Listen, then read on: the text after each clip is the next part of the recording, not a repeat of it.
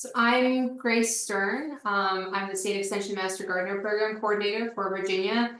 Thank you for joining us for our November State Office Continuing Education webinar. This webinar series is intended to provide ideas and education for current Virginia Cooperative Extension Master Gardeners. As a reminder, a recording of the session and any other resources will be posted on our website underneath the webinars tab. The topic of this month's webinar is backyard peach growing, and next month we'll have 2 webinars on invasive species management and invasive species biology and theory. So come back for those. For now, I'm going to ask Andy Rollins, who's our guest speaker from Clemson, to go ahead and share his screen and introduce himself. I'm also going to ask that we hold questions until about the middle of Andy's talk. He'll have a break for questions there, and then we'll have questions again at the end. So if you can put them in the chat or raise your hand when it's time to take questions. So go ahead, Andy. Hey, Grace. Hey, everybody. I appreciate everybody getting on. I'm going to try to give everybody an overview of growing peach, which I do spend a lot of my time doing. I've been an agent going on my 27th year, and I've been working with peaches much of that time. And I do enjoy eating that fruit as well. It happens to be my favorite fruit. So really looking forward to this. Should we go ahead and get into it? Yeah, go ahead and share your screen and go ahead. Oh, okay. I had already shared it, but it's not showing. Okay. Let me try that again. Share. Can you see it? No. Let me try this. I see it now. Does everybody else see it? All right, I think we're good to go. Okay, good. Here in South Carolina, I'm in the upstate of South Carolina. So we're number 2 in peach production in the country, second only to California. Georgia's 3rd, even though they're the peach state. It is our state fruit as well as Georgia. And actually, competition-wise, it was our state fruit before it was Georgia's state fruit. So I'm going to kind of give y'all a beginning understanding of peaches and where they kind of fit into the scheme of things. So prunus, which includes your peach as well as your almond, apricot, plum, and your cherries. So you can see the breakdown here. All of those prunus are here. I originally didn't realize that all of these, even blackberry and strawberry and apple and quince and pear, they're all part of the family Rosaceae. So that's just a basic understanding of what we're looking at. There is a huge variety of diversity within peach, which is Prunus parasitica. So, and we're going to go through some of these differences. These are the Pintau or the flat peaches. We've got yellow flesh, we got white flesh, we got clingstone and freestone. So a huge diversity to look at. So we're going to look at that, and here's some of the just basic attributes. So the clingstone is going to be where the fruit attaches to the stone itself, and where the seed itself is surrounded by a hard pit, hence being called a stone fruit. The flesh or the meat that we would eat of the peach is whether it clings to that stone or doesn't. Non-melting or melting. A very easy way to think of this is when you take a bite of it, does it drip? Does it have a smooth texture? Non-melting is going to be more like an apple instead of a real juicy. It's a drier eating peach, a non-melting versus a melting. And then yellow versus white flesh. A lot of the Asian population really prefer the white peaches. That's the predominant peach in Asia. Versus most in the United States prefer the yellow flesh color peach. And it's just the predominance. In Asia, they believe it's related to longevity or longer life. We do have the different shaped peaches, so the rounder versus the Pintau or the donut peaches, and different flower types, and I'll show you some pictures. And then the doubles that actually are pretty nice ornamental trees. with the double blossoms, same as you're familiar with in other ornamentals.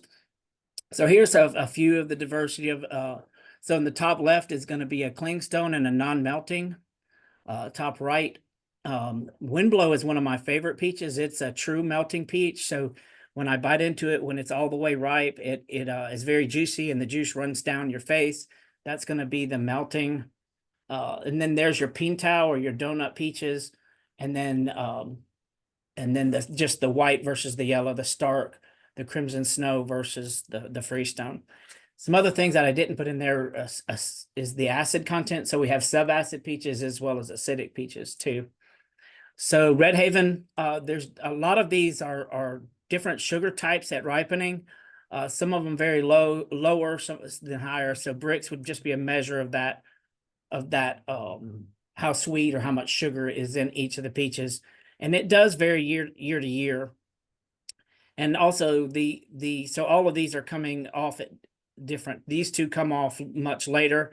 Alberta being the oldest one on this screen, a lot of people ask for Alberta peaches. But as you can see, it's not a very desirable peach. It doesn't taste very good.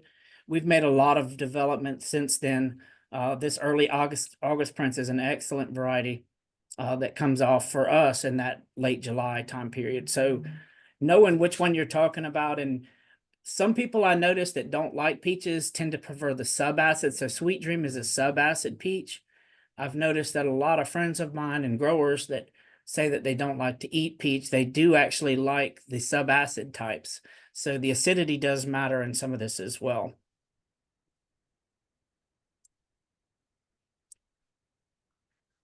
So Sugar Giant is going to be another example of subacid on the top right, very large, beautiful, all the way. So our coloration matters a lot as well. So some of them are a very dark red at maturity versus more of a yellow peach. And the Georgia Belle is a very old variety versus Sugar Giant and Glacial White, which are much newer varieties and much higher sugar. So a lot of improvement has been made, but a lot of choices out there for us to look at. So some of the old white peaches would be like White Rose. Georgia Belle is sort of like Alberta. A lot of people still ask for it. Well, Georgia Belle's funny in that part of it can be ripe and then part can actually be green at the same time. And when it ripens, it's melting peach, so it ripens very, very quickly, and it's hard to hold them for very long at all. So they go bad very quick. The non-melting, where it allows us to be able to pick them over a longer period of time, but it does provide more of a crunchy peach rather than that soft melting peach. These are some of the newer high acid varieties. The lower acid varieties are things like White Rock and White Lady. Sugar Giant is also a subacid or a low acid peach, but beautiful, absolutely beautiful. My boss, when he first was hired, I got him some peaches from a local stand, and it happened to be Sugar Giant, and they looked really good, but has a completely different taste, y'all. So to me, it's a discovery time trying these different varieties, but it's probably the one characteristic that I see that people, it drives them, they either like them or don't like them. One of my farmers called them bubblegum peaches, the subacids. Mr. Fisher did, and he didn't care for it very much because it does have a high sugar, but that acid complex does give a measure of sweetness. Oftentimes I can take a lower sugar peach with a little bit of acidity, and you will say that it's sweeter than a subacid like Sugar Giant that can run 18 to 20% bricks. It's kind of a tricky thing in your mind what you're calling sweetness. So these are some really interesting varieties marketed as donut peaches or Pingtao peaches. Saturn is one of them. Galaxy is another one, or Galactica is another. Galaxy, yeah, both of those. NC State was Galactica. They do tend to crack, and then when you harvest them right along the stem end right here, it will tear a lot of times. So we do get some problems with brown rot, but they are very convenient to eat because a lot of times that juice that gets all over your face, especially somebody that has a beard, when you bite into a peach, having it nice donut shaped like that, it doesn't get all over your face where you're having to clean your face afterward. and worried about what you look like. So, Dr. Dick Oakey he was a breeder out of Georgia with USDA. Brilliant man. A lot of his varieties, if you ever notice any of the Prince series, so that's going to be August Prince, June Prince, July Prince, anything with Prince at the end of them is this man, Dr. Dick Oakey. He's retired now, but he did a lot with red flash peaches, and he continued to try to develop them. These were Indians had cultivated peaches for hundreds of years here in the United States and even here in South Carolina, long before they became commercially commercially shipped and grown, which I think was around 1870, at least for South Carolina. But I really like some of this red in the flesh pigment. When you look at a lot of his varieties, you'll see that trait. And a lot of times it'll come, they call it red around the pit, RIP, because a lot of times you'll see that come in through that pit and out on his stuff. But he tried to incorporate a lot of these older style Indian varieties in what he was doing. Let's take a quick look at the different types of blooms. And these have no direct indication into like the flesh of the fruit or anything else, but every variety, it's just they have different flower types. And even within given varieties, some will be more pure white and some petals will be more pink. But in general, the top left, as I'm looking at it, is the non-showy bloom. The petals are going to be reduced, not very large size, and not a particularly attractive bloom, whereas your showy bloom is going to have much larger petals and it's going to stand out more. Of course, your double blooms, the inside of that flower is going to be filled with more than twice as many petals as you would normally find on a given variety. And then, of course, all your reproductive parts, your anthers, which are where your pollen is coming from, and then your female ovary, stigma, style, and ovary. So some general look at the stages that we go through. So there are two different types of buds. There's flower buds and then there's vegetative buds. Typically the flowering bud is much larger than the vegetative bud. That will initiate after having the right chill hours and then having the right number of heat accumulating units. We'll go through that maybe a little. I've got that later, but that's what initiates. So on peach, we have the bloom first, and then we have the leaves that come out afterwards. Other plants are different ways. But these are the different, it'll go through the different stages. So the development of that fruit early on, the flower buds themselves are set back in June, July, and August. That's when we're setting those flower buds. So the later the variety that we're harvesting, so Big Red is a late August harvested peach, because it's interfering with the development. We often have more double blooms. We run into nutrient deficiencies and we typically get more issues. But it's because it's trying to do two things. So it's you're harvesting that fruit the following August, but then it's trying to set the flowers for the following year as well. So that's a lot of nutrient demand all at the same time on those varieties, which often we do have biennial yielding on some of those late varieties because of that. But it's so early on June and July and August, it's getting these flowers set for the next year. So, and then this development's happening November, December, January. February, we're starting to accumulate heat units. And then we're actually going into bloom, typically in March, around the third week of March. Those blooms are wind pollinated. So that's what's, it can be insect pollinated as well, but primarily wind pollinated. And we don't have to have different varieties for cross pollination like we do with, say, apple or pear, which is nice. So you can just have one variety of peach in your backyard, and that's not that big a deal. It doesn't have to cross with anything. So then we get the development. That pit hardening is an important time period to thinning. When I talk to you later about fruit thinning, that needs to be done before pit hardening. And then we get further development into the harvest, depending on what variety we're talking about. So this is, the full bloom early on, and there's your pit hardening. So normally our thinning has to be done before this. If we're going to irrigate, typically the irrigation needs to happen at this stage, just ahead of that final swell. And that's normally about 3-4 weeks before whichever variety is going to, whenever it's supposed to be harvested. I want to look at your minimum temperatures. This has to do with each variety has a chill hours that are required, and knowing what your chill hours in your area are important in choosing which varieties we use. So where your hardiness zone is important.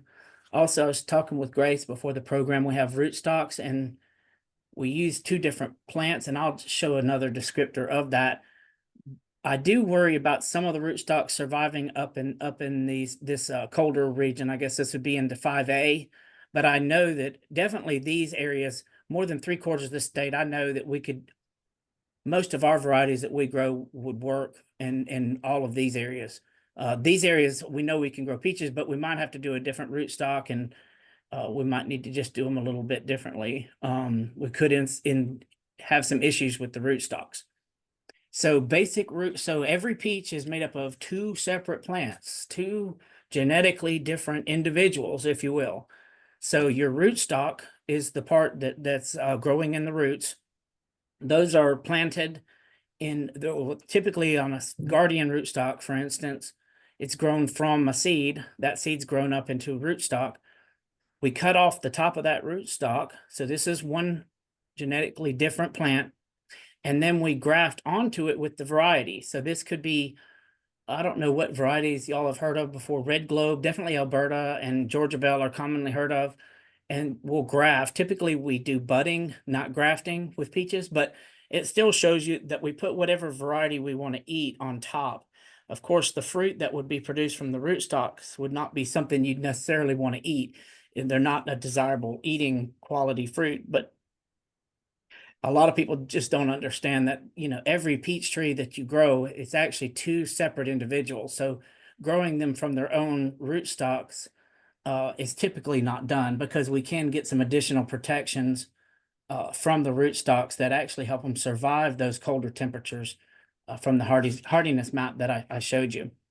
And so this is going to be the zone map I was showing you. So the Siberian and the Bailey and the Rutgers red leaf and 4B and 6, these are all going to withstand those colder temperatures, and depending on your soil, so soil drainage. But anyway, which rootstock you decide to use would be important.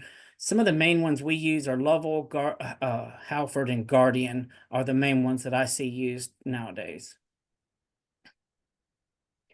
This is a peach and early bloom, and like I told you earlier, the blooms do get set. This is a showy bloom. I don't know which variety this was, but this is I'd say probably 50% bloom early in the spring. Of course, showing up before we actually put on the leaves or set the fruit or anything. So this is our chill requirement, is between that. Sometimes it starts in mid-October. It's when we start getting below 45 degrees. And around the 15th, we had a slight frost on the 17th this year. And so we'll start accumulating all the way till mid to late February. And then as we start to get heat units, this is that growing degree hours that I was telling you about. And each variety is different, but certain varieties have different amounts of this. So this is what you'll have to be careful of. So that map, if you remember back, if I was along the coast of Virginia and the southern part of Virginia, this chill requirement, you would probably be looking at growing 400, 600 hour chill varieties, which would be things like Gold Crest and Florida Crest and things like that. Whereas the middle part of the upper part of Virginia, we'd be able to grow things with very long chill hour requirements. Like Contender, I think, is close to 1,000 hour chill requirement. And in general, y'all, your longer chill requirement peaches do taste much better than your short chill hour peaches. So you do have, but it will affect what you're able to grow at those different. I'm sorry for this, but you'll get a general idea. So you're seeing some of this for South Carolina, our lower area, we're down to 600 down here along the coast, versus the mid and I'm in this area between these 2 areas of the state. So we typically get over between 1,800 to 1,200 chill hours. I'm in this general area of South Carolina. So for y'all, it's looking like you actually get plenty, even on the coast of Virginia. So I didn't realize that. Okay, it's coast of South Carolina is where we only get the 600. Well, we got to be more careful, but it looks like y'all could grow anything that we grow anywhere in the state, even this lower. Let me see the straight lines. Yeah, the straight lines would still be 800 to 1,000 hours. Wow. Yeah, I think Incredible. our commercial growers in the central Virginia area usually won't plant anything below 800 hours because it blooms too soon. Okay, But so 800 would still 800 be. is the low end for commercial in Virginia. For So now. yeah. So that would be, so that's good because all the varieties I'm going to tell y'all that I really like should be good. Then I don't have to worry about which ones are which. What typically happens every year that really affects our production is our spring freezes. So every year, before April 15th, we'll have periodic freezes. And what's messed up is like on that slide I showed you previously. So it'll start to initiate flowering around March 21st with those heat units accumulating. And then the blooms can die, but also these young fruitlets. Many are more common damage that's done is actually in in April, early April. Typically the full moon that happens in April is pretty can be very destructive. Even if it doesn't kill the peach, oftentimes the brains of the peach is that seed. And so when that seed is hurt like this, you'll get what's called cat claws, which is this bottom right picture. I don't know if can they see my cursor on the screen when I'm showing it, or they probably can't see the cursor, can they? I can see it. Oh, okay. So this is cat claw. So you would think, oh, this is a disease problem. Well, no, it's not, because the seed is hurt. These peaches, when they get towards maturity, will start to crack up and they'll have these splits in them. And then even with a very strong fungicide program being applied every week, we can still get severe brown. This is brown rot here that's being shown from those damaged fruits. But it's really from these peaches that were damaged from that spring freeze. I'm going to kind of stop there for just a minute and get any general questions. I'm going to transition into what we need to grow peaches in our backyards. But if there's any quick questions, Grace, that we wanted to talk about right now, this would be a good time. We've had a couple, but I think what you cover in the second will mostly answer that, or I've answered them in the chat and I'll go over them later. I do Okay. have one about typing. So the question is, I have a peach tree germinated from a white giant peach seed. You said if it grows fruits, they would not be desirable without grafting. What would fruit taste like that makes them undesirable? So kind of like, why do we graft, and what happens when because peaches will grow from seed much easier than apples do. They will, just like with our own children, those of you who've had children, they're genetically different than us. And so any seed coming from any variety is going to be genetically different. And sometimes it can be extremely, but she might get lucky and that seed might be perfect. But it's going to be closer to the original. So it's very possible for her to do that. What you lose out on is that freeze susceptibility. So especially if she's in that upper portion, that tree might not make it through the winter because the rootstocks there. I mean, one of the main differences for you have some extreme differences when you get up into that northern part of Virginia, as far as the minimum temperatures that plant can sustain. And whether or not that, you said white rock, or was it white rock, or what was the variety? White giant peach. So White giant peach. I don't know that variety, but maybe it sounds like sugar giant. Maybe sugar giant is a really large white it's a big one. Okay. But yeah, but I mean, that's the fun of gardening, try, have fun, why not? You'll learn from it. And it's not what I like. If I was trying to make money doing it, that's a whole nother ballgame. But yeah, have fun with it. It is kind of fun trying to get those seeds to germinate and trying to do that. And there is something to be said for doing it yourself. And I've wondered the same thing, that maybe some rootstocks, if we went back to the seedlings from the origin, would they actually be tougher than the rootstocks we're using?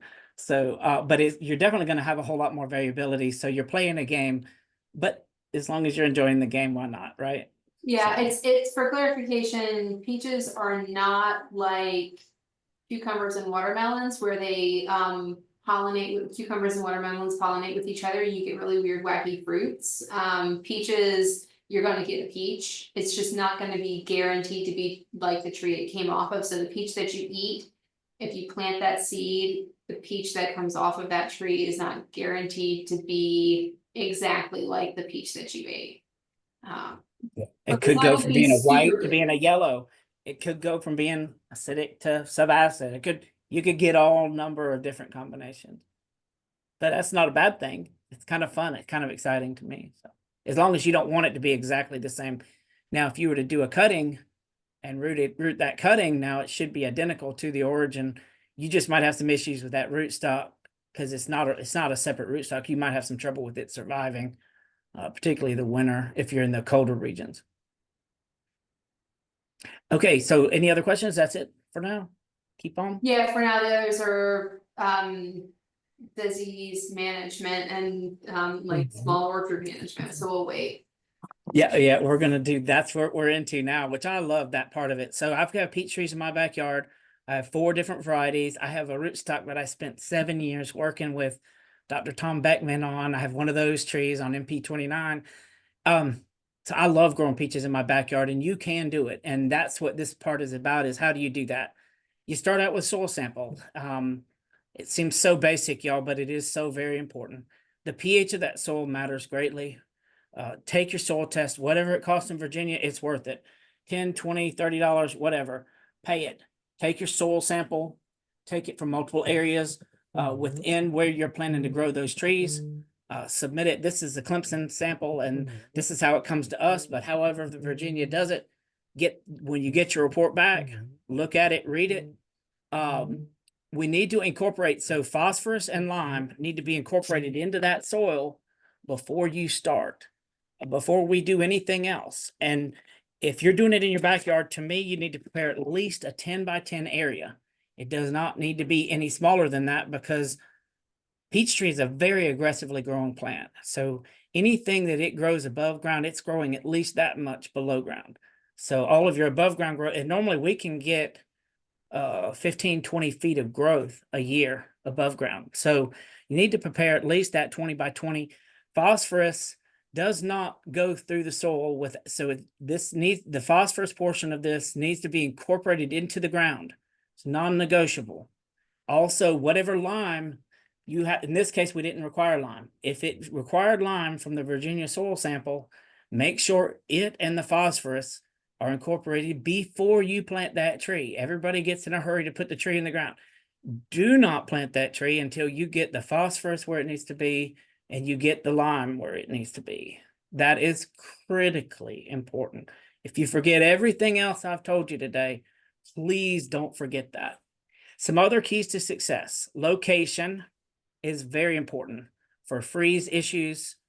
Cold air settles into low spots. So my best location is a northern facing slope. My soil and my site, what type of soil you have. If I have a heavy clay soil, I'm going to plant a little bit high. And by that, I mean, I'm going to create a raised bed slightly within that 10 by 10 area. And I'm going to plant on top of that. I'm still going to make sure I plant properly, and I'll go over that next. But if I'm in a sandy site, I'm not as worried about doing that raised bed planting. I'm going to plant closer to the ground because I want all of the moisture I can get, because I don't want it to go through too much drought stress. I'm going to select the right cultivar for what I like, for what my tastes are, what my family's tastes are, and what my friends' tastes are. So selecting the right cultivar. Every year, you know, our biggest bill in peach farming is fruit thinning. So I've been working on ways to chemically thin with ethylene, but for us in a backyard, hand fruit thinning is probably the most important thing we can do to make sure that we don't hurt our trees, and also that we get the size fruit that we really want to get. Fertilization and watering. these trees don't need a lot of fertilization. They need some. And we need to make sure once they're established, they actually don't need a ridiculous amount of water, but we don't need to go for 2 and 3 weeks without any water either. Sanitation, removing diseased and dead material is also a part to make sure we do well with. A lot of the cankers and disease things we deal with, those should be pruned out during the winter. It's a little bit early here, but y'all have probably been cold enough in Virginia that you could probably start doing some of this. Have y'all had 2 hard freezes yet, Grace? In Definitely Virginia? had one in Blacksburg. I would imagine we're just getting to that point. So you're close to this time, and we're going to go over some of the pruning and training things. And it's not just random pruning, it's training because you're directing that tree to grow in the way that we want, which is the way I would encourage is open center tree for every homeowner. And then spraying for diseases and insects. And I'm one that I'm lazy. I try to do as little as I have to, but it is required during certain times or helpful, let's say. So the location, we want full sun. We want to consider, that's why I say prepare at least a 10 by 10 area, but I would put 20 feet between my plants. I would not plant any closer than 20 feet. You're wanting to do an open center, so we're going to actually spread those trees out as far as we can. So to me, your final size, I can take up almost all of that 20 feet in between those 2 trees if I've just got 2. And make sure you stay right up. You want it close to the house, but not right up on the house. So allow this tree, because we're spreading it out at the top, you really want to give it that extra room to be able to grow. Yeah, you can include, being part of an edible landscape is a good thing. And even if you're just growing peaches for the wildlife, I mean, you can do that and then just don't do any spraying or any of that. And if they rot, some of them rot, then that's fine too. So we do need the pH. So a lot of times, Grace, I don't know for y'all soil, but in the upstate South Carolina, we're a pretty heavy clay. And our soil sample is pretty heavy clay on the Blue Ridge area, and I'd say Charlottesville 29 corridor west, which is a good chunk of the population of the state. We've got clay, but more coastal, we've got some really true sandy or true silty soils, especially with all the rivers. And then in Northern Virginia areas and Richmond areas, we don't have a lot of what I'd call native soils. We've got a lot because it's a lot of subdivision land or land that's just where they strip the topsoil and put houses in. And so we have clayey or soil in a lot of our growing area, in a lot of our residential growing areas, unless they're truly coastal, and then it'll be less clay. What I've learned for this pH, but this would be true for sand too, I guess, but our soil samples are good for top 0 to 6 inches. So typically whatever my lime recommendation on that, I have to double it because we're actually preparing the soil down to 12 inches. And I'd encourage that in your yards as well. And I believe Virginia would probably be the same. It'd be 0 to 6. So, if we're going to, and those roots will get 12 inches deep. So I would double that pH because again, you are looking at this for the life of the orchard. Not just for the short term. And because especially in clay soil, the lime is grabbed, the electric conductivity of especially clay soil holds onto that lime. So when it's a top applied, it doesn't move down. And the same thing with phosphorus. So if we really need to get it all the way up to that 6.5 pH, and we want it deep down to that 12 inches if we can get it. So we do need to add that fertilizer, especially the phosphorus, to be worked in ahead of time. And then that good air drainage, like we talked about, not in the bottom, real bottom area. You don't want to be you want to be up on the edge. If you do have a low drainage, air drainage site, you want to be up on a hill a little bit, or at least above where that cold air is going to settle. I've used these little things from Amazon. They're little temperature probes, like $20, and put them in locations a lot of times with new farms this time of year so that I can see what those lowest, coldest spots are. And you can a lot of times on a given morning in the early spring go down to those lowest spots. And if you notice a temperature difference, you'll be able to tell why we're saying this. You do not want to be in those lowest spots. Again, the slightly raised beds, especially in the clay soil, for actually preparing that. Virgin ground is helpful. In our areas, there's been so many peaches in Spartanburg County. We used to grow more peaches in Spartanburg County than any other location in the US. So nearly every spot here, it's really hard to find true virgin ground, but it is good if you've gotten that. And I wouldn't be against adding some true compost. I'd be real careful about things that's called compost. The difference is you should not be able to tell what that original material came from if it's bark or whatever. I don't like to incorporate pieces of wood and chunks of wood and stuff into that soil.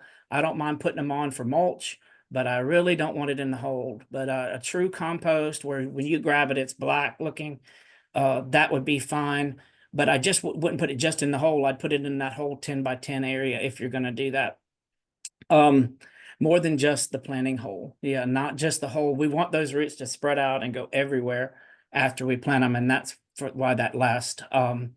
So planting too deep. I have commercial growers who've grown peaches their whole life, and I want to beat this into them sometimes. It is so easy to plant a tree too deep, particularly if it's a really large tree. So the bud union or the graft union is right here. You can see our original soil level on either side of this tree. The biggest part of all of this is not so much, we used to plant where that bud union, what they would tell commercial growers to be at least a half an inch above the soil line. Well, now they're budding trees much higher up on the rootstock. So if you do that, you're actually putting, the main thing is for these roots to be with, the first main roots of that tree should be within the top 1 inch of that soil, whether we're talking sandy soil, clay soil, whatever kind of soil it is. I should be able to dig down next to that tree, even if it's planted flat to the original soil grade. I do like this planting method, especially for clay soil, have it slightly raised up. Waterlogging is a major issue. Peach trees do not like to be waterlogged. Even for 24 hours of waterlogging often will kill an entire tree. So do not plant too deep. It will reduce growth. It may kill the tree, or it might just completely stun it to where it doesn't grow at all. So that wet feed and disease problems, it will contribute to different root rots like oak root rot and phytophthora root rot because of the lack of oxygen. Think of it, Grace, just like you and me, we need air to breathe, and the roots of these trees really, it's such a common thing to plant too deep because they feel like the wind's going to blow. I've had growers argue with me, the wind's going to blow it over, Andy. I had to plant it. No, you don't. Most of the time, these things are such aggressive trees that if you plant them properly, those roots will take off and will hold itself up just like it's supposed to. So that's the roots have to breathe too, just like you and me. Variety selection. So Clemson has a cultivar selection. We have a huge number of varieties. I don't even know how many planted at Clemson. This is clemsonpeach.org. You click on this button right here, variety evaluations, and you can pull up every variety known to man, and you can compare them. So you can I can put red. So there's 3 that I always, in the 4th of July time period, end of June, 4th of July, I really like Cara King, I like Red Haven, and I like Harvester. So like I can put it, well, I can't do all 3, but I can do 2 at a time and compare them. I can put Harvester and Cara King, and I can look at both of them. And anyway, this is a good resource to look at if you're wanting to look at new varieties, or if you go to a store and they tell you, hey, this is such and such, and you really like it, well, then you can go buy that tree and plant it. And anyway, that way you make sure you're getting what you want. So these are some of the ones. 2 of these are brand new to me that I just learned from a variety trial that was done in the middle part of the state.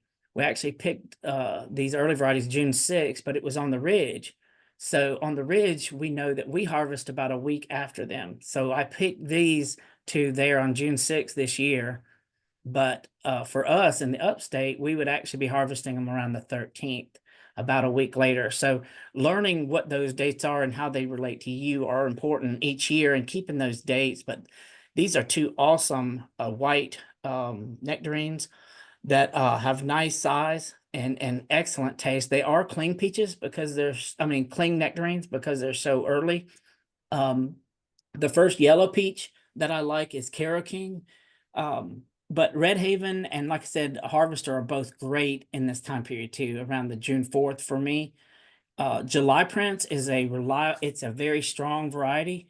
I can harvest July Prince for 3 weeks, y'all. So I can keep picking it for 3 weeks. And the peach I pick on the third week tastes just like the peach from the first week. It's an incredible variety. There are some other ones like Red Globe that are a little more melting, that are a little softer when they're at dead ripe. But this one I really like because it gives me that extended harvest period. So I can just keep picking. If I was going to just plant one of these, y'all, it would be this July Prince. And I told you about Dick Oakey. So I also like the Prince series altogether. This August Prince is also really nice, and it's going to come off closer to July 9th. And then Big Red, which was actually a North Carolina selection.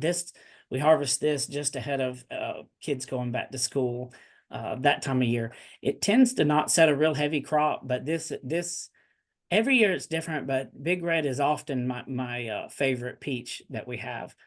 I put 2 nurseries, Grace, for them to look at. Cumberland Valley is really good in Tennessee, but closer to y'all would probably, and rethinking that, Adams County would probably be the better one for y'all to look at on average, especially if they're in those colder regions. And we need to just make sure if they're in those coldest regions, we might need to look at some of those colder rootstocks to make sure we don't have any issues with those rootstocks dying on us. So these are the 2 I really wanted to show you. Silver Glow is pretty much identical to Silver Gem, so I didn't put it on there. But this other one, so if you like Yellow Flush better, these both came off really early. They were excellent size for this time of year. I got to see these. These were actually standards at this particular farm. These are not subacid, so these are normal acid sugar complex fruit. I really like this red pigment that's through these white peaches. Really stands out, is absolutely phenomenal. It is a cling, so just so I can show you here the difference between the cling. As we get further in the year, most of our early peaches at this time of year have that cling, but these 2 were new to me. You can see a little bit of thrips problem on the Silver Gem picture on the bottom, those tiny little white specks on the bottom of the fruit. But to me, I mean, who cares? Who cares? Especially if it's in my backyard. A little bit of that is not something for us to worry about. So fertilization, we've got the things planted right, and I'm going to go on pruning next, but we're going to go ahead and do fertile. So for the older trees, once they're established, even year 3, I put 4 on here, but really we can be fertilizing in year 3.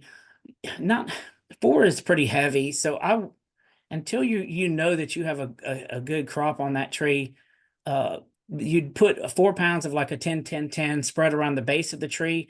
It need to be at least about 2 feet from the tree. We don't run it just right up against the base of the tree, and typically we're fertilizing January to March. I did a study this year, Grace, with slow release. I really like the slow release fertilizers. And we've had some issues with calcium deficiency, which is crazy. But I liked 1+ calcium this year, where we had done some different testing. I think we could reduce the rate, though, if we're using the slow releases. I don't know. I think we could probably do 2 pounds. That 4 pounds, we're normally fertilizing before we even have leaves on the trees. So why, it just makes sense to me, reducing our rate and going with the slow releases. Some of my growers will split, and they'll wait until after they have a crop. So you would put out a small amount early on during this January to March time period, and then wait until see if you've got a crop.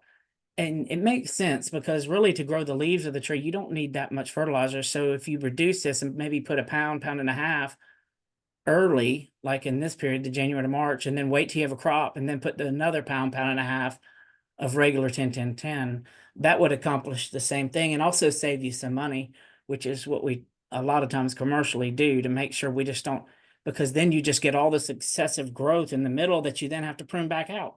So why do that, right? Be smarter and work smarter, and that will do it.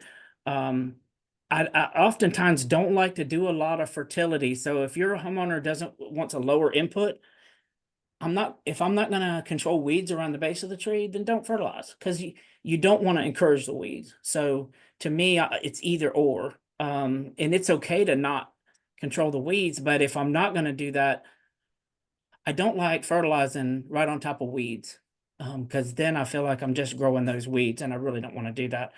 And again, this pH thing, hopefully it's already up at that 6.5. But if you haven't done what I've talked about, you can slowly add some every year to try to get that pH up to 6. It will help the longevity and the health of that tree to try to get it all the way up to that 6.5. So I would just work on that a little bit every year. And during that same time period, it's nothing special about, right then, but a lot of people like to think about it during the winter, so it works. Okay, so we're going to bloom around the 21st of March. We're going to get fruit there. Normally, we know we have a crop around April 15th. So this year, y'all, we set every single flower, every single fruit set on every tree, on every plant, everywhere this year. And it really taxed our trees because we were working so hard. Growers had to borrow money just to thin peaches. And I have some people that barely made even our heaviest crop ever, and we barely made any money because we spent so much time. This has to be done by hand. Dr. Eldon Zaire taught me that each of these peaches needs to be at least a hand's distance apart. And when I say a hand's distance, I'm talking about from here to here, not from here to here. So it needs to be finger, all the way across there. And that's what you're seeing on that picture on the right. That's between the two top ones. That's not quite, but if you did all three of those are two different hand. It's not perfect, but we don't need to, if you leave that much fruit on there, and this is getting close to the pit hardening stage. So the way you would know this all needs to be done before pit hardening, if you just take a pocket knife and without cutting your finger off, cut through the peach, and you can tell when the pit is starting to harden, it gets very difficult for that knife to cut through there. And the reason is that peach is determining how many cells. It's the brains of the fruit. So when it gets to pit hardening, it's no longer able to increase the number of cells that are in that fruit. And you say, well, what does that matter? Well, the more cells that are in that fruit, when it goes to ripening, if I wait on it, when it's under stress and I haven't thinned it yet, then it's not going to continue to grow more cells because it knows it's deficient for. But if I've thinned it like I have on the right picture, then that seed will produce more cells. The more cells in each one of these fruit will mean a tastier fruit, but also typically a larger fruit. So that's sort of your rule of thumb. And that's why, that time period is what you're looking for to make sure we thin these down by hand. I had to go through mine, I think 3, maybe 4 times this year to get this done. So pruning and training, think before you cut. We want an open canopy, a center, it's called an open leader system. So we want a full open canopy, and that's for better light and better air movement, disease-wise and everything-wise. It's just better. We want to do most of our pruning. The majority of pruning is done during dormant. We could do some summer pruning, and that's mainly to open up that center. But this devigoration prunings are going to be 1 or 2, maybe 3 small cuts. The dormant season is when you're going to do your majority of pruning. You want this to be done during this time period. We'll use typically bypass loppers or bypass hand pruners or both. We are using some electronic pruners now, actually, commercially. So these are your basic, typically the bypass, this is the bypass on the top. This is the anvil pruners on the bottom, the B. Typically that's a little bit big for an anvil pruner, and it's pressing it against we typically prefer a sharpened bypass pruner that will make a clean cut. The above one will make a cleaner cut than the ones on the bottom. The bottom anvil pruners were originally designed for flowers arrangement because the flat edge that the blade hits on actually crushes that stem and allows it to uptake water and things in a container setting. So really don't like number B. I prefer A, but now they need to be sharpened every year, and these need to be clean. And I do actually worry about when I'm cutting on a very diseased plant, I try to cut disease stuff out and then prune, then I clean my pruners. And then when I'm pruning out clean wood, I make sure that that's a separate operation. These are old pictures, but I want to kind of show you like Grace and I talked about from the beginning. So this poor little tree is planted this year. Most people and a lot of homeowners I've talked with, they don't want to cut this. Well, if you don't, this should be cut at the very top here at knee high, and you really want 4 perpendicular coming off at 45-degree angles all the way around this tree. So you'd really want to be pruning about right there, maybe above the 5th branch there. The whole top center of this would be cut out. It can be done before you plant the tree, before you even put it in the ground. You can do this, or you can plant it and then wait. But now if you do that, you're going to want to wait until like June, July, when it's completely leafed out and started growing well before you make that top cut. But I don't want to go a whole year without making that top cut. I also like to, right where that graft union, this one was planted a little bit too deep. I like to use my fingernail and down below on the rootstock, I scratch off any of those nodes or those buds, because otherwise it'll produce root suckers coming off of the rootstock. So you just take your fingernail and you'll scratch those little buds, scratch them off. You're not scratching deep into the wood. You're just scratching that little bud off, the vegetative bud that's right there on the side of that branch. So that's what you're going to lose. And notice on this one, they cut it that point, but then they took this, they left 4 is all. So you want 4, and these are called scaffold limbs. And this is the first year of growing this tree. So that's what you're looking at. And that's what it should look like. I don't like to make this top cut if I've got rain coming, or if you don't make this cut while it's raining. And again, you do want clean pruners. You can use those Clorox wipes are great for just quickly cleaning off the pruners. So this is in the 2nd year. This is the growth that you get, and you can still see where the center leader is. But what I wanted to show you was how you direct this tree. So you notice how the man here is making a top cut, and we're always pruning because you're trying to create an open center. I'm pruning, so I've got one limb here, and you're pruning out and up. So he's making that cut. That's trying to go vertical. You're taking it off and allowing this more lateral cut to be made. And every year you're doing that on all of your scaffolds. So those are heading cuts, and you're allowing that to come out and up. And that's what you're going to continue to do. I want to show you on an older tree so you can see here, each of these, if you come up from the bottom on the right side toward the man with the red jacket from the 1970s, it's coming up. You can see where there's and then he pruned it. You can see 3 years of pruning where they pruned it, going to the outward facing bud and then continue to develop it out. Dr. Zaire taught me, and this is a kind of weird saying, but you should, when you're finished pruning a tree of this age, this is at the end of the 3rd year, you should be able to throw a chicken through it. So a chicken in the very middle should be able to open up its wings and be able to fly. And that's kind of what you're, so nothing in the middle here, and just continue to develop to outward facing branches. My grower said the same thing. He said you need to be able to throw a lawn chair through it. That's about the width. You want to make sure that can get through, because you need sunlight and air penetration and all that to get in. And especially if you're trying to use less pesticides and all, you really need that air movement inside there. Yeah. And organic, we can use some oils and stuff instead of pesticides, and but in order for those, they typically don't work as well. So we really need that, that air movement. So we're going to kind of switch gears into some of the diseases and problems. So there's a bunch of them. Brown rot is probably our #1 fruit disease. Armillaria or oak root rot is by far our #1 root or plant killing disease. We've got viruses, we've got insects, plum curculio, which is one of the main fruit infesting insects, probably our #1. Stink bugs are actually becoming more important, particularly the brown marmorated kind. So I want to show y'all it and show you what it looks like. We do have ring nematode problem, which actually contributes to cold damage and bacterial canker, but it's really brought on by ring nematode, which is much worse in our really sandy sites. So we can have nematodes anywhere in our state, but it is worse on our sandier sites. So if I was in some of those sandier locations, and the fall actually is the perfect time to be doing those nematode samples.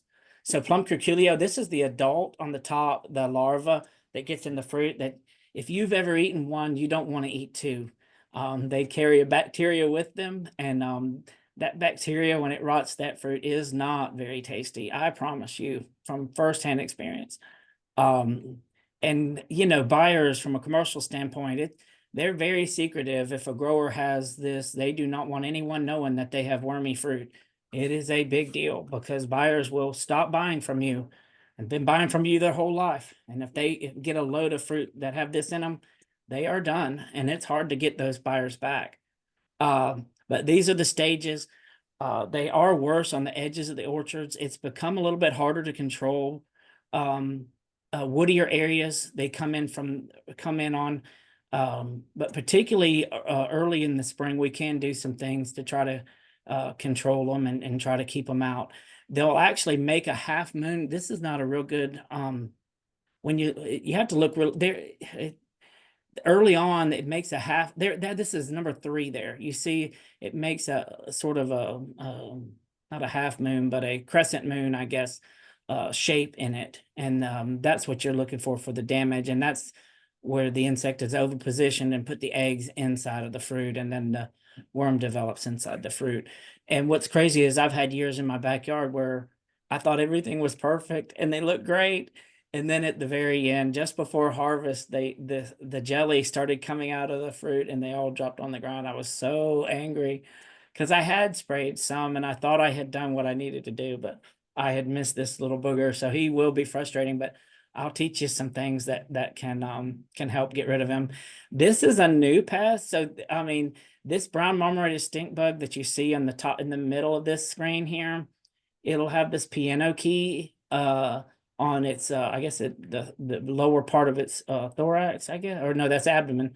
And then on its notice its antenna are also segmented, so you've got the black and the white alternating there to make it. This has become a major pest, and when it gets in early, particularly on we seem to have more problem on lighter winters where we don't get below 15 degrees, but they'll do injuries, and then it'll booger up the fruit to where and inside of these fruit, they'll be real corky. Even if it just had a single hit, it'll form a real corky kind of texture, even if you try to eat it. So it throws off a lot of different things. And it can be very difficult to control. But he kind of walks on stilts, has tiny little feet, and his body doesn't ever touch the leaves or the tree itself. And so even with insecticides, this sucker is very formidable pest for us to deal with. Some other ones, Oriental fruit moth. So if you ever see on the tips of particularly a newly planted peach tree, it tends to attack these fresh shoots as they're coming out, and you'll see this in typically the fall of the year. This can get in your heavy peach growing regions where I have a lot of growers. In fall fruit, this has become an issue. There is some pheromones. I don't know that the pheromones would work for homeowners, but commercially we are using pheromones to try to reduce our insecticide use. That has been very effective at stopping this pest. Another worm, not quite as severe of a pest as what the plum curculio. The plum curculio attacks all of our varieties. This one has been a problem just in our late season varieties. So scale, San Jose scale, which is a problem on a lot of our ornamentals, as well as peach trees. San Jose scale can completely kill trees. And when they build up, a lot of times you don't notice, because when you see the picture in the top left, it just looks like a dirty trunk.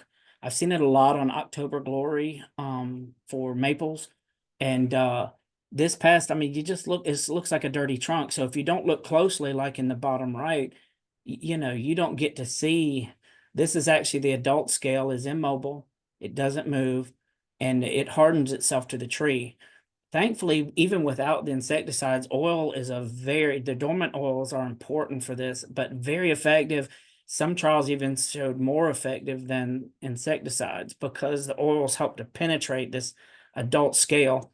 In the spring, for us, anywhere from about 1st of April to middle of May, the crawlers, which are the little yellow footballs in the middle of the screen, those suckers start coming out. And it's a cool trick. I should have put a picture of this on there, but just using electric tape and wrapping it around the trunk, and then buying 2-sided Scotch tape, and then wrapping that around the electric tape. you'll very easily be able to see these when they come out, and and we can actually target. I really like neem oil for this. We can use pyrethroids and other insecticides like malathion that are labeled for peach for killing these crawlers, but you really want to wait until they're present. And so that's how you would do it to detect when they're actually there. And you'd know it wouldn't be, oh, Andy said between this time, you'd actually just do that tape around it and go check it every week or so. Don't And to be forget able to to take the tape off after you've seen them or after you've gotten to that point, because you don't want to girdle your tree. I've seen people forget to take it off and it constricts the tree. But That's right. Yeah. that's the detection method that we use in some of our smaller orchards. So that's because they show up really good on black They electrical. show up on the black. And I mean, the electrical tape can stay there for a couple of weeks because it does expand some as long as you don't put it ridiculously tight. But you're right. Yeah, when you're finished, you definitely want to cut that all the way off without cutting too deep into the tree, preferably too. Okay, so I've done, there is actually a pheromone for the scale as well, but it's not commonly in use, but that might be coming for us. Greater and lesser peach tree borer. So a lot of times what you'll see is in the bottom left, there'll be a lot of gumming, especially after a rain. It'll be right at the base of the tree, and you'll dig your finger into it and you'll find the worm that's directly up from the bottom left and the middle. I've seen some of these as I'm pretty fat, so like as fat as my pinky and almost as long as my pinky. And I've pulled as many as 8 out of a tree. So they can kill trees. This is the greater peach tree borer. This is the female that has the band on her belly, and she's the one that lays the eggs. And typically these, for us, they come out May 30th and they lay their eggs and they go into the main trunk. Well, if you don't catch it during that time period, you once it's in the tree, you can't really do anything about it. Even the best insecticide, it's not going to be fully systemic to the tree. So, prevention, and we do have the pheromones that are sold, greater peach tree borer and lesser. This is the lesser just to the right, and that's the male, and that looks a lot like the male of the greater peach tree borer also in the center top of the screen. It's a pupil case. Both of them have pupil cases. So the left is the greater peach tree borer pupil case. It's a hardened structure that's on the left on the wood, and then it's got the yellow circle around the pupil case of the lesser peach tree borer on the right there. The pheromone tie on the bottom, most of the ones are actually more of a reddish orange color instead of that white tie, but that tie actually contains pheromone that you can put on at the beginning of the year because they do lay eggs all year starting May 30th all the way through end of August for us. And so these dispensers slowly release a pheromone. And you say, Andy, why are you releasing a pheromone? Well, it's like this. Normally, a small amount of pheromone will attract males to the trap for you to count them and to know how many are there, right? But with this technique, you're putting one of these ties that have pheromone in it that's releasing it all summer on every tree. And it's kind of like guys want to be around one girl, but like if it's like a bad analogy, but like if there's a say a party and there's all like a wedding shower or something, and there's a lot of perfume. If you think about it like perfume, you can wear too much perfume. It's too, and what it's doing is it actually, the males can't find the single female, so they can't follow the trail. So when you overload it with pheromone, which would normally attract males, right? And instead of doing that, the males, when there's too much there, they can't find that individual male. It's like they're just too confused. It's just too much for them. Yeah, they Anyway. normally can sniff out each individual lady, but when you've got they call it mating disruption, they've got all this hormone out there, everything smells like a lady peach tree borer, and not everything is, and so they have trouble finding each other.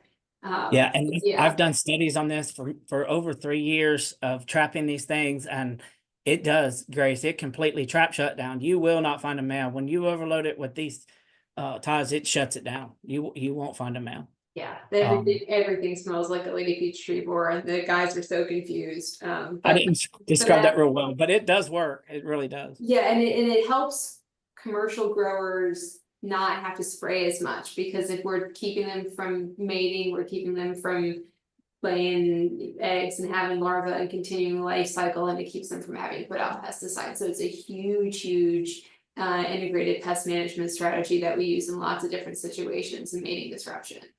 Yeah. So this is our major fruit disease. It's called brown rot or monolinea, and there's the whole cycle and all. It starts really early on. It will have flower blight, and it can get into the early flowers early on. It's not real terrible disease during that bloom period, but it often leaves the bloom still attached when it kills it, and then but it forms this brownish powdery structure. And the mummies, so picking up the mummies as far as sanitation, if you do have a problem with this, and let's say you just didn't spray very much, and it's real wet that year and you get a bunch of this, just try to get as much of these pits out of there as possible, because the bottom right picture is the apothecia, and it produces spores, and that's what allows this to continue to propagate itself. It will form cankers as well. So but now that's going to be important to prune out in the top right. That kind of stuff, if you see that on branches during the winter, we're going to cut that stuff out of there. So just trying to show you some of those. So armillaria, this is our biggest root disease. We've done a lot of work on rootstock development for this. Tom Beckman has as well, but it's a major issue. This disease attacks the root system. It will attack. I found it on red tip. I found it on dogwoods. If you cut at the base of the soil, where the trees go underground, right at the base there, you'll see the mycelia.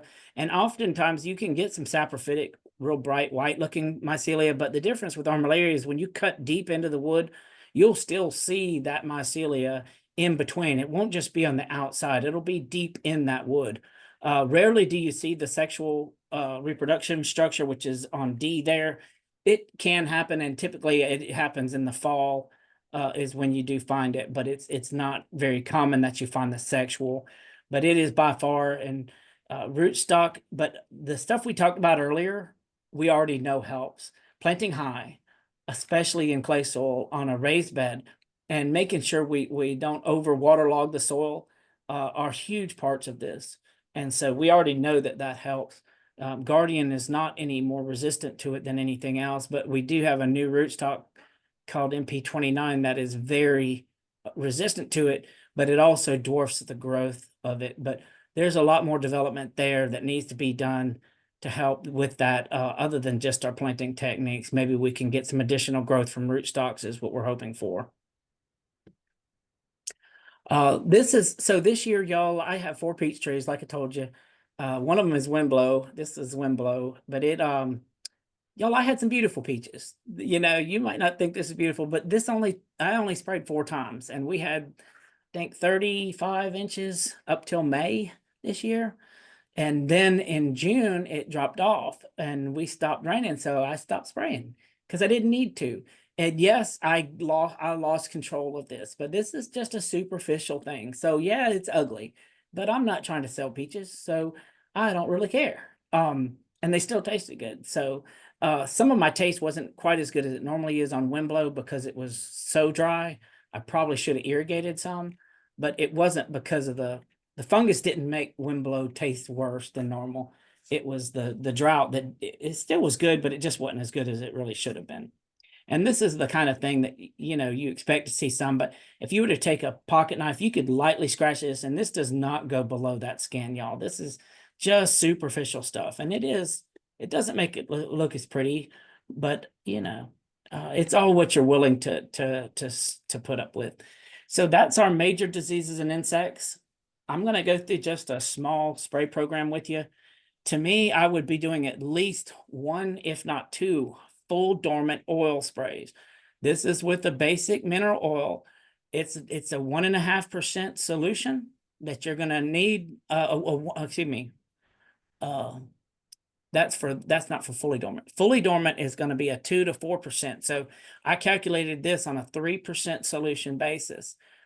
Is what the 1.5 of a cup per gallon per tree is 128 ounces is the way that I calculated it. And then times 3. And then I converted that into cups. I think it was like 8 tablespoons. Ounce wise, I converted that to tablespoons. Anyway, But the oil, it helps with the scale, which is the main reason why we're doing that. The mineral oil does, and it helps to suffocate those, and they can build up over time. It seems to be worse. It's sort of like Oriental fruit moth. It seems to be worse on our later producing varieties like Big Red, August Prince, that kind of thing. And y'all, this is organic. So, I mean, this is mineral oil. This is not like if I had neem oil, I wouldn't be against using neem oil. It's labeled for this as well. Some sort of oil is going to help to suffocate those scales. Early to late bloom, Captan is labeled. I just looked at the Southern Ag label. So it's 1 to 1.5 tablespoons per gallon of water. Typically on a mature tree, it's taking me a full gallon to spray my trees. If you can do it in half a gallon, that's fine. But you want to get full coverage on those trees. You wanted to get it everywhere on it. I like to hit it early bloom and late bloom. So technically that I look for like 25% bloom and then 75% bloom.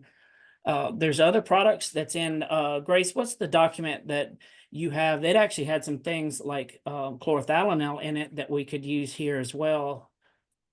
Yeah, so we have the Home Grounds and Animals Pest Management Guide, which is what you're gonna utilize when you make recommendations. When somebody comes onto the Master Gardener Help Desk asking you questions, it's also what you're gonna utilize for yourself. I'm going to post, if you scroll all the way up in the chat, there's a link to the Home Grounds PMG there.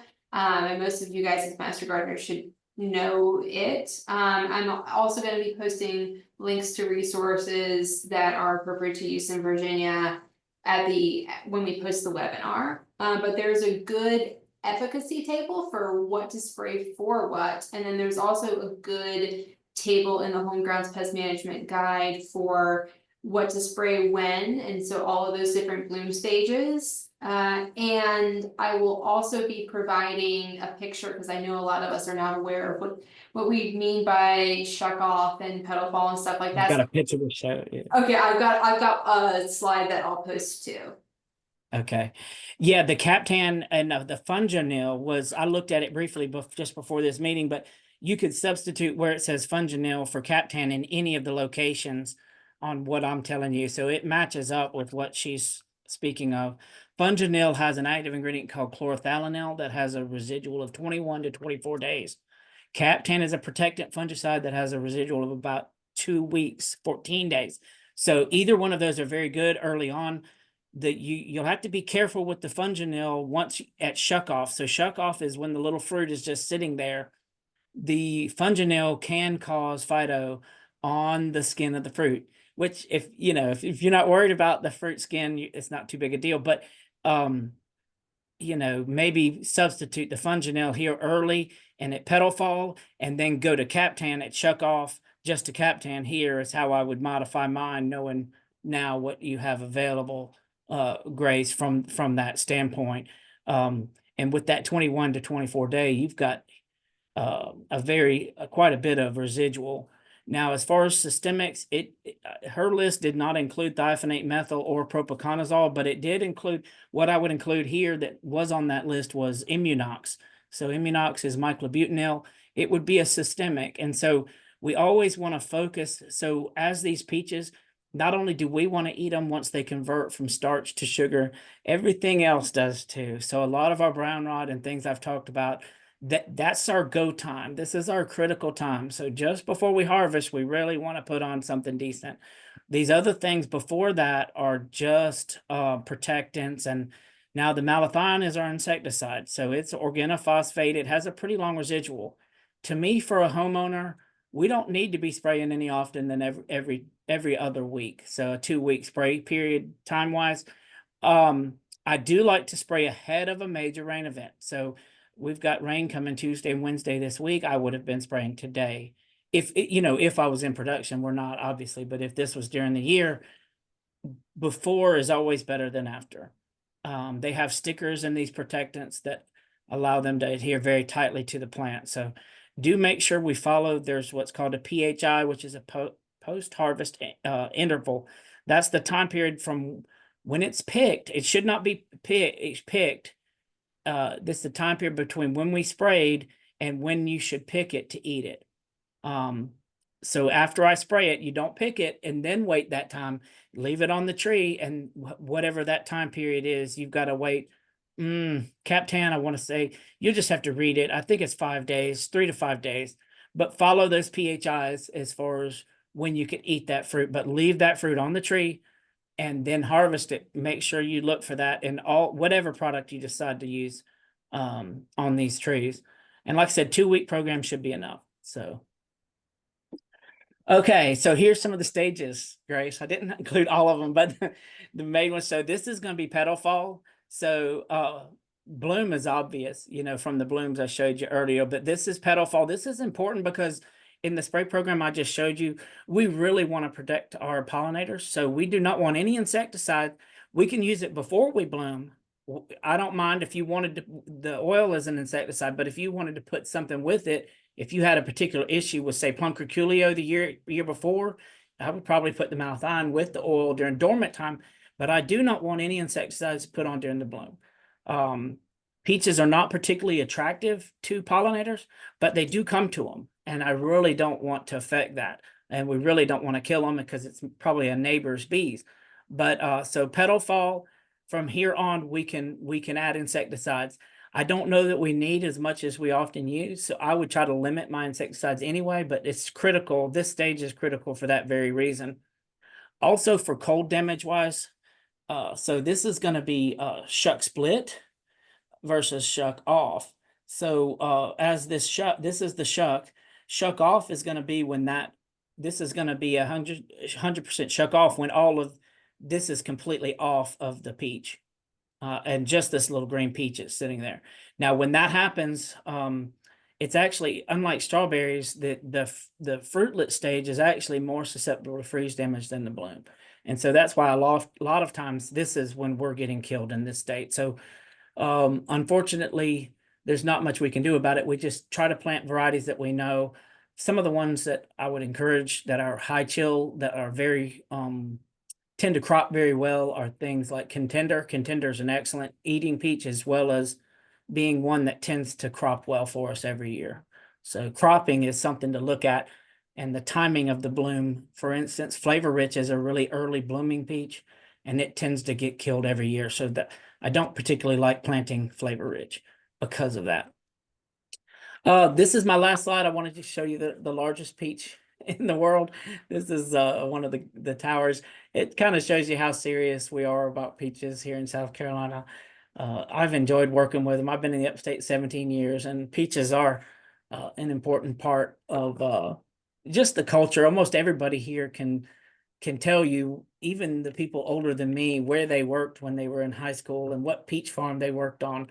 And you know, it's kind of funny how one thing kind of just gets ingrained in them. But I appreciate all of y'all for listening, and any questions, Grace, or anything y'all wanted to talk about, I'll be glad to entertain. Yeah, thank you so much, Andy. For those of you who don't know, when I was an ag agent in a previous life, I covered one of our larger peach production regions in Virginia, and that's how I know Andy. And he is an incredible resource to the commercial growers in his region. He does not have a lot of consumer horticulture, backyard horticulture responsibility anymore, but he's very, very knowledgeable. We do have some questions in the chat. I know we ran over a little bit, but the information is Sorry about that. so good. It's okay. It's what happens when we have an agent on the call. But we have I've tallied some good questions in the chat. Like I said, this will be recorded, or it's been recorded, and we'll share it with you. One of the questions from earlier on is when we were talking about picking a tree and planting a tree. We can only dig so far, but peach roots go out beyond the hole that we dig. So the question was, is there anything you can do to prepare your site beyond that hole that you dig, like behind what you excavate out and fill back in? I'm guessing the question is more like, do we do tillage or anything like that? What's for a backyard grower, what's necessary? You could do it with a shovel. My first peach tree I planted as a young married person in Bishopville, South Carolina. I did it with a shovel. I didn't have a tiller. I didn't have any of that. Um, it is harder work because you do kind of want to break that soil up, and that little bit of organic matter from that compost. I don't want to overdo that, but a little bit of that is not a bad thing either. Particularly in that case, I was in a deep sandy soil. I guess, soil prep wise, maybe, look for other, I really don't want a lot of other roots there. And I didn't go into this, but like, I don't want it real shaded. This tree likes full sun. It likes, so just don't put it up under it, because I have some in my backyard now where I have some overgrowing trees, and they're kind of lopsided because they've Yeah, grown one way. I mean, it's not going to kill them, but I probably should have thought through that better as an agent, but it's no, you okay. don't have to have a tiller. But now, because even with a shovel, you're still gonna the additions about putting the double lime. I mean, even the depth of a shovel is going to be 10, 12 inches. So I would still do the double, but just, work it in with a shovel, an actual real shovel. It'd be fine. Yeah, um, that's good. I might have zoned out and missed it, but when I had questions as an agent, I always recommended bare root trees. Can you talk a little bit about, without mentioning any specific big box stores, but Okay. what you're looking for when you get a tree? Yeah, so be careful. You want white roots and I'm not ashamed of pulling that plant out of that pot in the store and looking at it, because the roots are so much more important than any other part of that tree. Make sure they're white, off-white. They should not be black to brown, and they should not be soft. It's real easy for those box stores to overwater. And it's nothing against them. They're just not trained in taking care of plants a lot of times. And they do have such a diversity they're trying to take care of. It's not an easy thing to do. Also look for any wrappings. So a lot of times if they want to hide a scar or a canker on that trunk, they're going to put some sort of wrap around it. So I like to pull those off in the nursery before I buy it. And the bare root is going to be better. Bigger is not better because of those pruning things. We want that initial cut to be knee high or below, because this is what keeps that tree down. Otherwise, it's going to be 22, 23 feet tall. So we want those branch angles low as we can. And if that's a big old tree that you're buying, you think, oh, this is great, it's a bigger tree. No, it's much harder to prune that bigger tree to get it back down to that size than it is. I'd rather the smaller tree. That tree, it's like it's on, super juice or something. It grows so fast. It's almost like kudzu. It grows so fast, Grace, You've so got so much more control over it when you plant them young, over shape and structure and everything. And I mean, I've done it. I don't want to climb a ladder to pick fruit. I don't want to climb a ladder to thin or to prune. I want to be able to do everything with my 2 feet on the ground. And so that's my recommendation, is get a little bitty tree, stick it on the ground, cut the top off and keep it short. If you can't reach it to prune it, you can't reach it to pick it. So and peach tree will put on an incredible amount of new growth every year. even without fertilizing, it will. Even without fertilizing, they are very, very vigorous, which is what makes it really good for backyard fruit.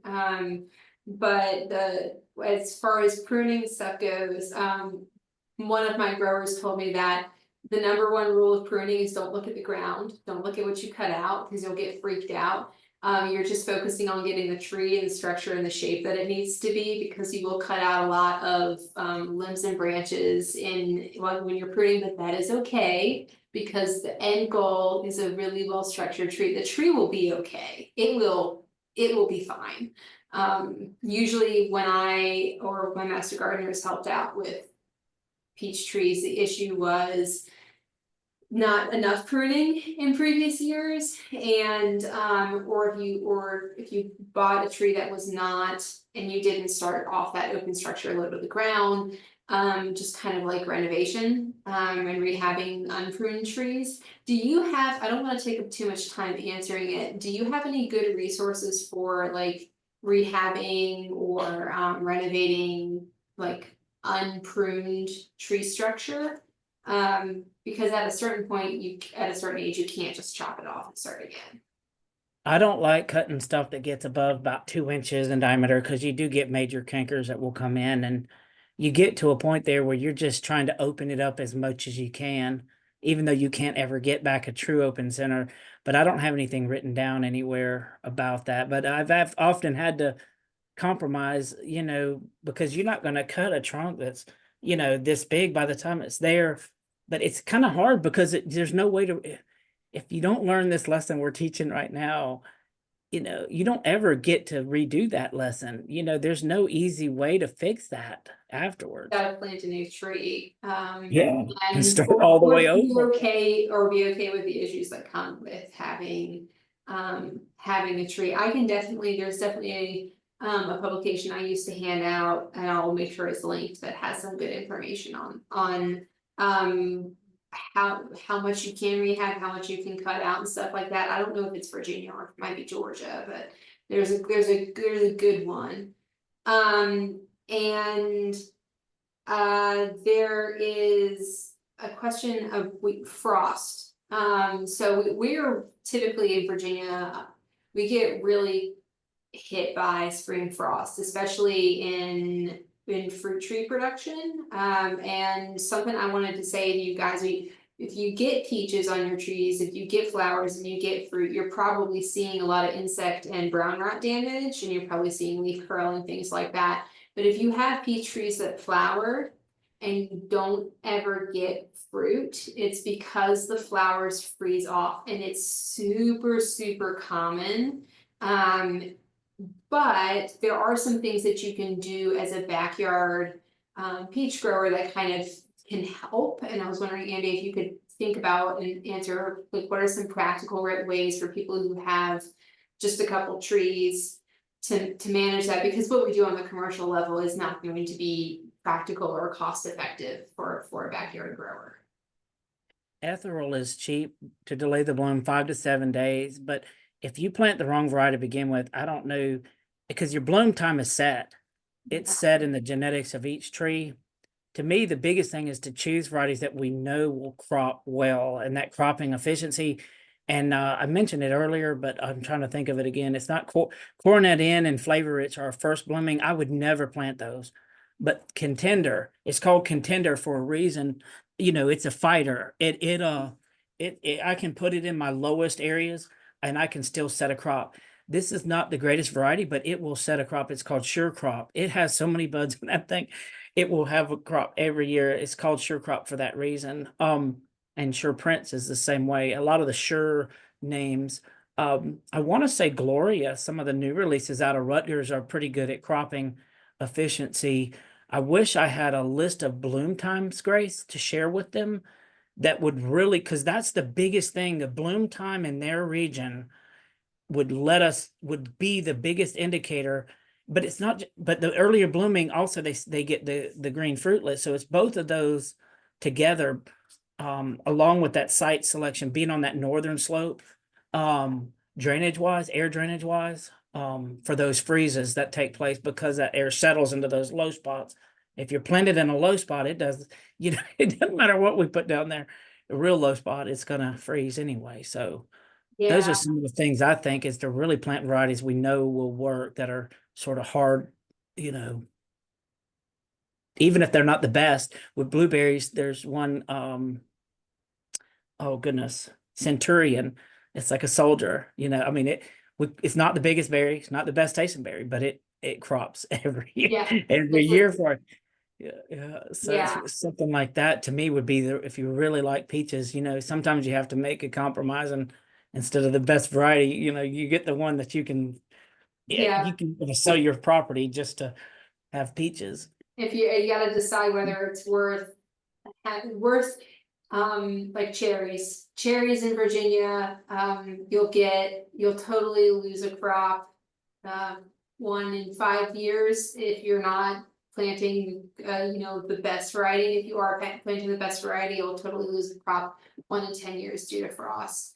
And then you have to compile that with all pest and disease pressure that can make you lose crops. And so as a backyard grower, you might totally have no fruit 1 in 5 years for peaches. And that's just what it is. But on those other 4 years, 1 out of 5 1 out of 5 you'll lose, 1 out of 5 you'll have more peaches than you could possibly know what to do with or give away. And so it kind of all averages out, but you can either plant and pick a variety that you know you're always going to get fruit with and is very frost hardy and all that, and give up on maybe some of the flavor or fruit aspects that you want, or you can plant what you want to eat, because when you do have that bumper year, you're gonna want to have something you like to eat. So if you July don't like Prince, yellow somebody peaches, asked, don't is a plant good yellow one. peaches. That July Prince is excellent too, Grace. It was Yeah. crop good, and it's going to be in that same time period with Contender too. So it does crop very well. And for Central Virginia, I think was the chat question. It should Yeah. be it maybe not quite as good as Contender, because it's hard to say something's better than Contender, but man, July Prince would do well. We crop it now there's years we still have damage to it, but even on strong sites, but it is a strong one for us as far as cropping. Yeah. The Kara King on the list that I gave you, that Kara King time period is hard. And the Big Red is more iffy too, of the ones that I gave you. It's more, but now those are still excellent varieties, but they might not be quite as good on the cropping. They're not going to be horrible like Flavor Rich, but they're going to be moderate. If the ones I gave you, July Prince is going to be the best of those. Yeah, Crop I every would year. agree. July Prince is, for where I was between Charlottesville and Lynchburg, that was a pretty popular tree in that area. What I'd recommend, if you have 1 or 2 trees and you're blooming and you have a hard frost coming up, I'll definitely make sure I share temperatures and freeze susceptibility, because it's not just freezing or it's like 32 for blooms. There's different temperatures. It's a little too technical, but I'll make sure. Yeah, I didn't share all that. Yeah, I thought about it. Yeah, I didn't. But you can if you have a tree that is blooming when it's freezing and you want to preserve your blooms, you do need to protect somehow. And so I don't do this because I don't care, I don't want to thin.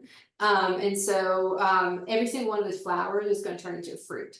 And so if every single one of those flowers gets frozen out, you won't have any. But if half of them get frozen out, then you don't have to thin as much, right? So make a good evaluation on what point you are in the season and stuff like that, or whether or not you actually need to do frost protection. If you have a big old blanket or a sheet, you can just toss that over the tree before it gets frozen. And then in the morning when the frost is gone, take it off, because the damage that happens to flowers at frost, it's not necessarily just the temperature. It is when it gets the temperature, those water crystals freeze on the flower, and that is part of what kills your flower. So just by having a physical protection, so an old sheet or something over it will do a lot of good for a couple of degrees. But in Virginia, frost is your biggest problem. For commercial growers, for backyard growers, all of it. Frost is going to be your biggest issue with growing backyard peaches, but there's lots of places you can buy peaches, in Virginia from local growers if you get frozen out, and that's okay. As long as you're not depending on your crop. But just tossing a blanket over it works. There are the commercial growers do sometimes use irrigation, but that's really, really hard to do in the backyard system, and I don't recommend it. And so you might see some recommendations for that somewhere, but you're going to be up all hours of the night with the garden hose when it's freezing outside, and I don't recommend that. That's right. It can break those trees down too, Grace, because normally Yeah. you're cutting on at like 10 o'clock at night and you're not cutting off until 10 o'clock the next morning. So you're literally running 10, 12, 14 hours straight, and it'll build up so much ice on those main scaffold limbs that if you've pruned it properly, and it can break your entire tree in half. And I do agree with what you're saying, Grace. Wait on your thinning. Don't thin. Everything I talked about thinning, I should have said this. Wait until after you know your percentages and your chances of setting a crop are much higher. Don't start commercially. We have to start early because we'll never be able to thin everything in time. As a homeowner, wait until after April 15th. Then look at starting to thin. Don't get, you still want to thin before before pit hardening, but that's not going to happen until well after April 15th. So make sure you're through that frost freeze potential before you start that thinning. As that's huge right there, and I should have mentioned that. And it's okay, it's what a lot of our growers do. If they only have 50% of their tree has bloomed so far, they don't really worry about their frost protection, because that is labor that they don't have to spend thinning the trees. And when you thin, you physically remove every one of those fruitlets from, your hand width apart. It's a nice therapeutic task to do on your own. But this is, again, one of the reasons why you want your tree to be accessible from the ground. And it's also, you don't have to thin any earlier than like when you do have fruit of that size. It's nice. It's a good, and it's not unlike weeding. You don't have to bend over to pull weeds. You're standing up. So I like to do my weeding first and then my thinning afterwards, so I can stretch out a little bit. We had one more question. We had some really good ones. I'm gonna answer them in some additional materials I share afterwards, or I've answered them in the chat.